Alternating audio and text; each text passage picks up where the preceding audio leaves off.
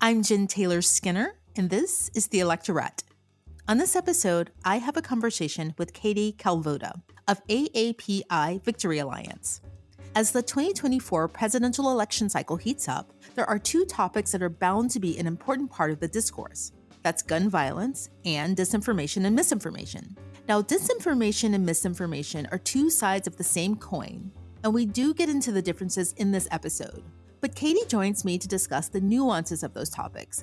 And we also talk about how important it is for political campaigns to engage with the AAPI community and, of course, engage in authentic ways. We talk about what genuine and effective engagement looks like and why it's important for campaigns to forge true partnerships with the AAPI community now, without treating community engagement as an afterthought. So, without further ado, here is my conversation with Katie Kalvoda of AAPI Victory Alliance.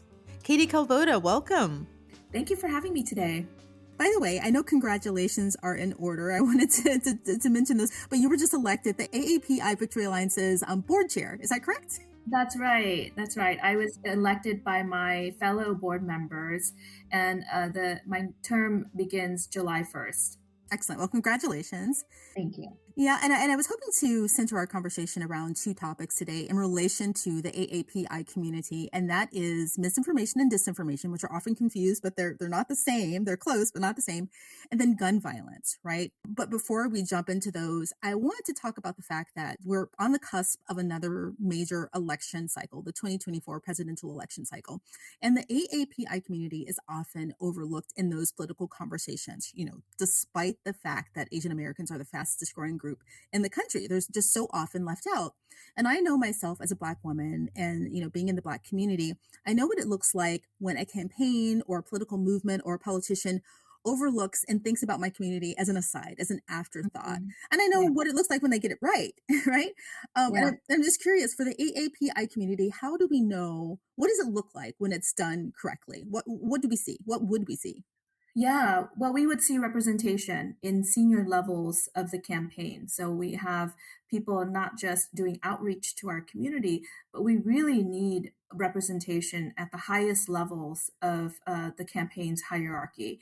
So advisors to the principal, whether they're running for Congress or Senate or president, we need to see members of our community represented in his or her core team. And it doesn't mean that we need one face. We actually need many, many different faces because our community is very complicated. It's very nuanced, and we're not a monolith. So to get it right out of the gate, a campaign needs to have representation and true representation. In addition to that, we also need significant investment and a commitment to these investments early in the cycle. And what I mean by that is so often we are considered the margin of victory. And when that happens and campaigns realize that in the 11th hour, they start spending money to get votes from our community. But that doesn't work that way because we're talking about many, many different languages, many, many different mediums in which you have to do the outreach. We don't live in, one particular neighborhood. We're urban, rural, and everything in between. So the outreach effort is actually so much more complicated than campaigns anticipate. And doing it at the last minute often leads to very shallow efforts that don't really speak to our community and drive them out to the polls. So two things, representation and serious commitment of capital early in the process. That's what makes a successful campaign for our community. And, we've seen it work for a variety of different campaigns. And we know that people who know and people who hire people who know get it. Right. And that's what I mean by an afterthought. I mean, you can actually see it happening in the campaign, in the campaigns during the, let's just say a presidential election cycle where focus will happen at the very last minute. Have you seen improvement over the years, though? Yes, a little bit. I mean, when candidates understand the landscape and when they have good advisors, and many more of AAPI politicos are now working at the very more visual campaigns, more high profile campaigns across the country. And as they get hired and hired early on, they start to develop the right landscape, the right infrastructure for outreach. And so we are seeing more of that awareness put together, and even people at the DNC and other, higher levels of, the political parties have also hired AAPI operatives. And so it has definitely shown an increase in terms of visibility, but we have a long ways to go. There are many, many districts across the country with large AAPI contingencies, and we're still looked at as an afterthought. And so some very coordinated campaign for AAPI voters that is not just sporadic, during campaign cycles, but is an evergreen strategy, 365 days a year, every year, and not just during political years. Yeah, yeah. Let's go on and talk about misinformation and disinformation because, as the election cycle heats up, that's going to be a huge issue. Actually, it's always an issue, right? Yes. But Yes. always. I personally saw, and this is just anecdotal, an uptick following the 2016 election cycle, particularly in regards to the AAPI community, and then the 2020 election cycle, of course. And it seems to have taken on two main flavors. For one, I think during the 2020 cycle, there was a lot of misinformation and disinformation around trying to paint Democrats as by conservatives as being soft on China, right? And there were lots of dog whistles about that during the campaign on the conservative side, I think. And then, of course, after the pandemic, there was a lot of blame, being placed, misinformation around blaming Asians for the COVID pandemic, right? And that Yeah. was very, very stark, and it was actually really dangerous, right? Yeah. When I step back and think about that from a political perspective, what do you think the aim of that disinformation and misinformation was? Because it's not politically savvy. Yeah, it's very complicated with our international relations with China. And so that I think has to be stripped away from national politics a little bit. And I don't think that those two things are often coordinated. You'll see harsh rhetoric on both sides of the aisle when it comes to China. And activities in the Pacific. So I don't necessarily know that any strategist is really conflating the two, what's happening within the U.S. and then external to the U.S.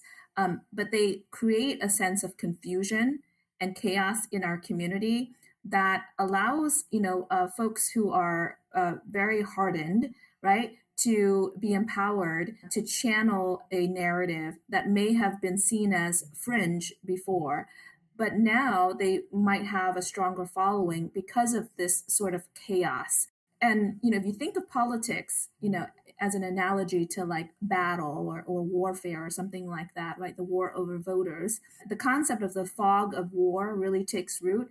And so I think that was what really contributed to the proliferation of misinformation and disinformation in our community is this sense of chaos. There was a lot going on. People were trying to parse truth from fiction, and being able to do so across different mediums, YouTube, WeChat, Kakao, all kinds of different social media platforms, mainstream media on top of that, newspapers, being able to confront misinformation on all of those battlefields is very, very challenging. And it caught us off guard, I think, as a community, because we didn't even have that media infrastructure in place to be able to activate, right? So being caught in the fog of war, being caught in a systemic lack of infrastructure where our communities have access to media sources, to be able to research the veracity of different accounts,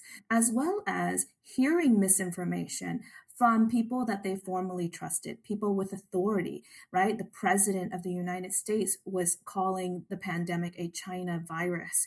And that led to, that elevated it to a whole nother level. And as a community, we were caught flat footed and we really didn't have the resources to properly combat, all of those things. Right. So you said something that I wanted to step back and talk about a bit more because I think that it's a common misconception and maybe on my part too. You said that on both sides, right? And I said something about conservatives, painting Democrats as soft on China. But I think that you're right in that, and please correct me if I misheard you, but I think you're correct in that there was an increase in harsher rhetoric on both sides, right? Both Mhm. conservatives and Democrats. Can you parse that out for me a bit more? Yeah, I mean, there would be comments from an example would be Tim Ryan of Ohio, right? Where his particular district is not necessarily California or New York progressives, but he has a Midwestern, contingency or constituency. And his rhetoric during his campaign was very hard on China. And similarly, when you look at races, like particularly in California, in the 45th district, for example, which houses Little Saigon in Orange County, there was a lot of focus on communism, right? And how China represented the power of communism in today's modern time. And so there was a lot of back and forth and rhetoric against China and, distancing yourself from China. And so it was used as a political weapon where it was convenient and where the constituencies are really sensitive to communism. And so it was played out where it needed to play out. And we saw it locally as a local, issue for these campaigns. But indeed, it was something that we saw, from both sides of the aisle. And it really is something that as a community and among all of us AAPI advocacy groups, we really need to educate our elected officials on how to better express those opinions and how to better lay the groundwork for being anti-China and not being anti-Chinese Americans or Asian Americans, right? To disconnect that conversation between China's foreign policy and the people that live here in the United States as Asian Americans. Yeah, I mean, that's a really nuanced thing to do, right? Though they should do it. But you're right. I remember that Tim Ryan ad, and I remember feeling not great.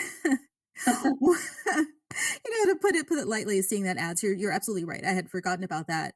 But I mean, we have to be honest. I think that when you have a campaign in the Midwest or in the South, and you invoke certain ideas and thoughts around any group, right? But we're talking about the AAPI community.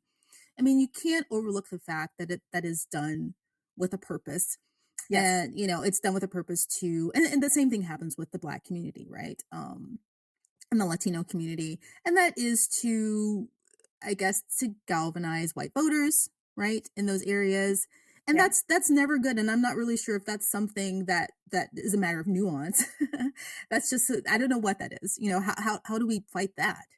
Well, everyone wants a scapegoat, right? To blame the problems. And in this particular, the last two cycles that we saw, an economic scapegoat, right? Because a lot of people were feeling a lot of economic pain.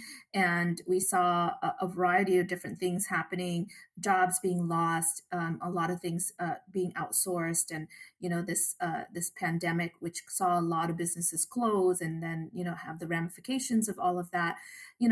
People want a convenient scapegoat. And unfortunately, China became it. And that put us as a community, in the midst of this larger conversation about who do we blame for all of our woes, experienced in the country. And that's where, intentionally people will disinform. So the difference between, of course, misinformation is that people are, misled by, information that is provided in the community, but disinformation is done with intention and done so that they can create a sense of a false narrative. And it infiltrates our community. We're very, very vulnerable to it, as I said, because a lot of our community members do trust family members, friends, our social network, and other, potentially unvalidated media platforms. YouTube being a very, very prominent platform that is used to proliferate these false narratives. And it's also commonly used by our community because a lot of times we get news, international news through YouTube, and many folks in our community want to stay connected to what's going on, in our home country. So it's used a lot, and it's used as a tool to expand the reach of disinformation. And unfortunately, it was used in a way that was done with a very, very perverse intent. Right. And I would hope that campaigns in the future think about this beyond votes in the end, right? Beyond the Yeah. election, because what ends up happening is potentially violence. Yes, violence. And also, just our community being pulled apart, right? So the various different factions of our community, we are not a monolith. We are, a confluence of so many different groups and cultures and religions and all of these things. And, we were able to unite under a common shared experience of immigration and having, to be treated as a group under categorically racist discrimination, in the country. And so that kind of pulled us all together in this common shared value. But this type of misinformation and disinformation campaign has really torn apart many factions of our community. And not only that, you see that within families, right, intergenerationally, within neighborhoods and communities where we live, and then of course our greater community of the AAPI community as well. So it really does. It really is weaponized to pit us, among ourselves too, the different various subgroups, but also against other communities like the Black community and the Latino community. And so, as a organization, we have done many different focus groups, for example, to really gauge how our communities are feeling with respect to the misinformation, disinformation that's going on. And we have heard from community members that they are believing a lot of these disinformation campaigns. And so it's dangerous and it can be violent, as you said, because people don't know better and they're led to believe a false narrative. And as authority figures or community leaders, we have to stand in solidarity against these efforts to tear apart our communities. And I want to move on to how it weakens solidarity between the AAPI community and other communities like the Black community and the Latino community. But I'm curious about the factions that have formed within the AAPI community. And something I'm not familiar with. Can you give me an example of that? Yeah, I mean, there are wedge issues historically within the AAPI community. I'll give you an example is affirmative action is one that is a go-to wedge issue for a lot of campaigns that want to split us up as a voting bloc, right? So they will introduce controversial, quote unquote, controversial concepts like affirmative action. And for many subgroups, education, I mean, for our entire community, education is so important because it is the ultimate equalizer, right? And why so many people are attracted to the United States because it is the American dream is to be able to send your children to school and then they themselves can build a life that is more prosperous here than at home. And so tackling a topic like affirmative action is very nuanced.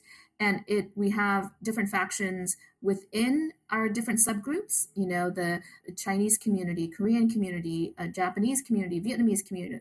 We have factions within each of our groups that really are against affirmative action because they feel like that opportunity is being taken away from them. But they don't understand that as a community, affirmative action actually also benefits us, right?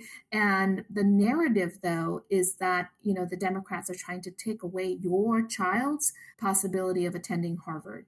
When the case can be made that as a group, as a community, we actually benefit more from affirmative action because we are one of those marginalized groups. So it's really interesting that on particular issues, we are very much united. And on other issues, it can be and has been historically used as a wedge issue. So you were talking about the model minority myth, right? Right, And right. so are you saying that that issue particularly has a generational divide within the AAPI community as far as, what groups support affirmative action and which generations don't? Or am I mishearing that? No, that is true intergenerationally, but within our communities too, there are newly arrived immigrants and immigrants who have been here, many generations, right? That see issues like affirmative action differently. So it is one where the narrative using affirmative action as a wedge issue actually pits the AAPI community against other issues, and I think that's what you were alluding to earlier, right? How it actually intentionally tries to pit the AAPI community against the Black community, for example, or the Latino community on that issue. There are other issues too that are very important, and the affirmative action issue does go up, squarely in the heart of the model minority myth. And the genesis and the history of the model minority myth is nothing but racist, right? And trying to pit the API community against other communities. And so it's something that we have to do a better job of educating our populace about the history of that issue, and why people are using it, to separate us in terms of unity with our other BIPOC communities. But issues like guns and climate and other things can be taken apart like that as well. And the playbook can be recycled with all other issues as well, because as you know, we don't have an infrastructure where we can properly educate and disseminate information, accurate information to our population. And it's so difficult because of the various different languages and the mediums that we have to be able to provide this information to. That really, this is a calling for different, the Democratic Party to really invest in an evergreen 365-day outreach program, because there are so many issues, and the issues are coming at us, at every angle, in every election, and we need to be better equipped, to handle these narratives and to be able to fight back. Absolutely. Well, the thing is that, going on to our second topic, and they're very much related, because whenever you have this negative rhetoric around a specific community, and you have a country that has a gun violence problem, Yeah, or we have mass shootings weekly, daily, it feels like. Those two things are not a good combination, right? And I know the statistics say that 70% of Asian American voters are in support of stronger gun violence prevention legislation, right? mhm. And when we talk about gun violence, we don't particularly think about, or people don't talk about this in relation to the Asian American community, unless something really terrible happens, like, of course, Atlanta a few years ago. Yeah, One of the things that I just learned was that one of the first mass shootings in America took place in 1989, when a white gunman targeted Southeast Asian children in a school in California. I did not know that. So this has been an issue in the AAPI community for a long time, long before Atlanta. yeah. Yeah, and I think that as a community, we are very protective of our children. And as I mentioned before, we tie a lot of our family and community prosperity to education. And so we view schools in particular as a sanctuary, right? And we elevate teachers in our cultures, many of our cultures, we elevate teachers to be of the highest esteem. And so to see mass shootings at different schools, and our children being vulnerable to mass shootings, and out of control gun legislation or gun permissibility across the country, is very startling, and it's unsettling for our community for the most part. I'm hearing things like various different families are taking up guns, and gun ownership is increasing due to the fact that they are feeling very vulnerable to attacks from the anti-Asian hate that came about during the pandemic. Of course, seeds were sowed before that as well. But because of the vulnerability, people are turning to gun ownership as a possible way of self-defense for their families. But studies have shown time and time again that that is not the case, right? That community security really lies in the hands of the community. And so we need to be able to empower the community to unite and to confront these episodes of violence. And overall, I would say that families, AAPI families, are very concerned about mass shootings, and they would like to see stronger gun control regulations at the national level, so that it impacts them at the state level, so far as them living in a state where there might be a stronger gun culture, right? They want the protection at the federal level. So that is an issue that's near and dear to our hearts as a community, because it impacts our schools, our teachers, whom we really hold in high regard, and then, of course, our children as well. So that is a particular issue that's not getting a lot of resonance on the party platform, and it's not getting a lot of traction among gun reformists, gun control reformists, but it should, because there's a natural ally in the AAPI community for gun control legislation. The thing that's so frustrating about the gun control and gun violence conversations is that It's the ubiquity of gun ownership in this country, which is really at the heart of the problem, right? Like Mhm. someone's having, an episode, they're having a bad day or whatever, whatever issue they're having, they look to the gun as a solution, Yeah. and other people get hurt or killed, as a result, right? And that's the problem, right? But it's it's unfortunate that so many people are responding to the fear of guns by purchasing more guns. And I Yeah. think that that's a message that we need to get out there more often, that it's the ubiquity of guns. So you're buying a gun. I mean, I think there's lots of data out there that shows that, gun ownership does not protect you from gun violence, right? Right, right. I think those are families that are in desperation, right? Because they don't know what else to do. They don't see, our elected officials speaking to them on this issue. They really don't see themselves being reflected in the concern of our elected officials as a community on this issue. So it's really out of, pure desperation. And again, as parents, we will do whatever it takes, right, to protect our kids and our families, but the reality of it is that it's not going to make a difference. And what is going to make a difference is to be able to, again, like you said, to make it less ubiquitous, right? So that the first thing you grab in, an argument with your neighbor is not your gun. That is a culture that we have to dismantle. Right. Otherwise, we're only going to see the level, intensity, and frequency of these mass shootings only going to increase. And there's another piece of data that I want to mention in relation to guns is that AAPI youth, they have the fastest growing firearm suicide rate of any Mm, other, I think it's a yes. 71% increase I'm reading over the last decade, which is a really large increase. I mean, what do you think is driving this?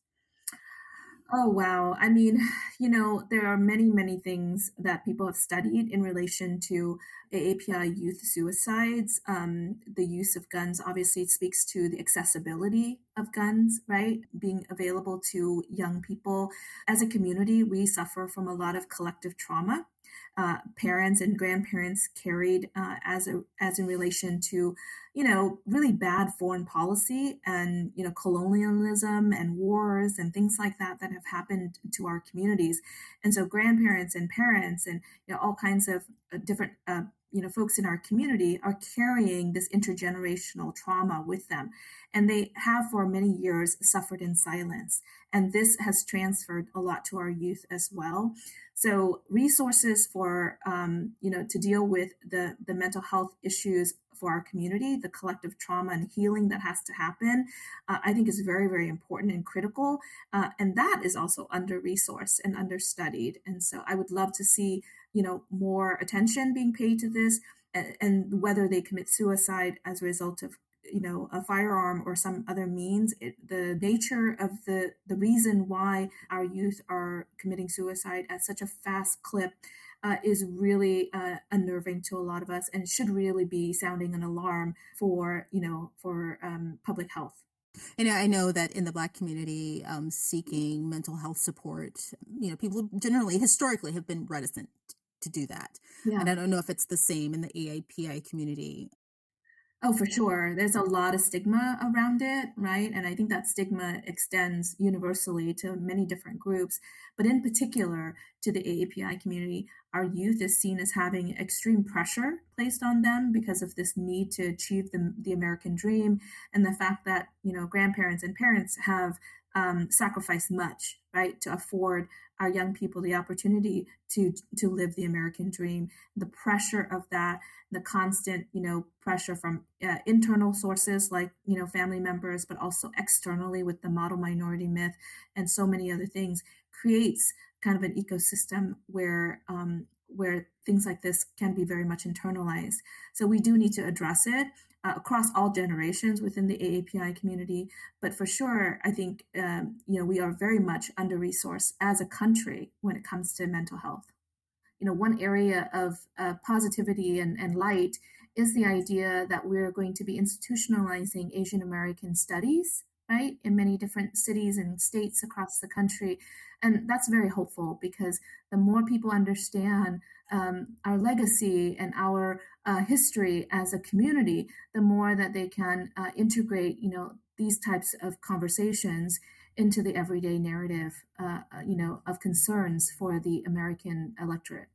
Being that we are, again, you talked about the 2024 election cycle a few times, what should be happening right now to engage the AAPI community? What should we be seeing right now to make sure that there's, positive turnouts next fall?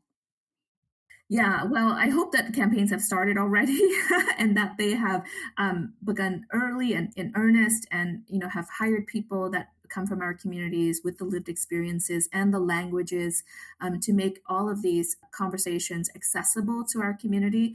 I do hope that there is a very, very concerted effort to engage policy groups and think tanks so that we can create necessary surveys and polling and focus groups on some of these issues, and really try to understand and peel back the layers of the various different nuances we talked about today, and really get a communication strategy intact so that we can go out there and be united in our messaging, right, and in our strategies in reaching out to this community. It is going to be very difficult, and so starting early is so crucial for success. During the presidential cycle. Katie Kalvoda, thank you so much for joining me. It's been a pleasure to talk to you. And yeah, please join me again sometime. I will. Thank you so much for having me.